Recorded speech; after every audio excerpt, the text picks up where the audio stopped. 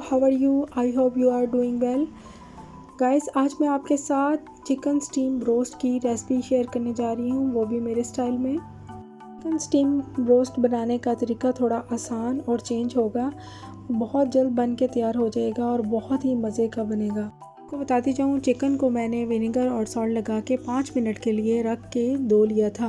पहले थोड़ा सा ऑयल डालूंगी, उसके साथ ही चिकन डाल दूंगी। अब जाएगा इसमें लहसुन और अदरक का paste, vinegar, soya sauce, salt और साथ में जाएगा चिली सॉस।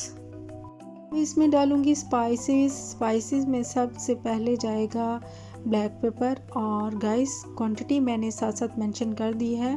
गाइस, अब इसमें जाएगी चिली फ्लेक्स, रोस्टेड क्यूमिन, और जायके के लिए इसमें मैं डालूंगी केवड़ा वाटर। डाल के इसको मैं अच्छे से मिक्स करूंगी ताकि तमाम मसाला जात चिकन में अच्छे से लग जाए।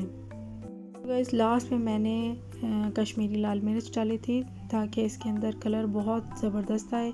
अब इसको मैं ढक दूंगी 5 से 6 मिनट के लिए, और ढक के इसको हाफ़ कुक करूंगी। गाइस, यहाँ पे हाफ़ कुक हो गया है। अब मैंने इसमें से सारा का सारा चिकन अलग कर लिया है और पानी इसको वेस्ट कर दिया है। ठंडा होने के लिए रख दूंगी। के लिए सबसे पहले मैं दही लूँगी, और उसके बाद मैं बेसन, फिर मैदा जाएगा, ऑरिगेनो जाएगा, और उसमें फिर मैं तमाम मसाला जात जो कि मैंने पहले भी डाले थे चिकन में, वही मैंने दोबारा इसमें, लेकिन उसकी क्वांटिटी बहुत कम डालूँगी। इस यहाँ पे मैंने 2 चीज़ों का एडिशन किया है, एक तिक्का मसाला और दूसरा मैंने इसमें चाट मसाला डाला है, और लहसुन अदरक का पेस्ट भी किया है। बाकी सारे के सारे वही मसाले थे और क्वांटिटी में कम थे।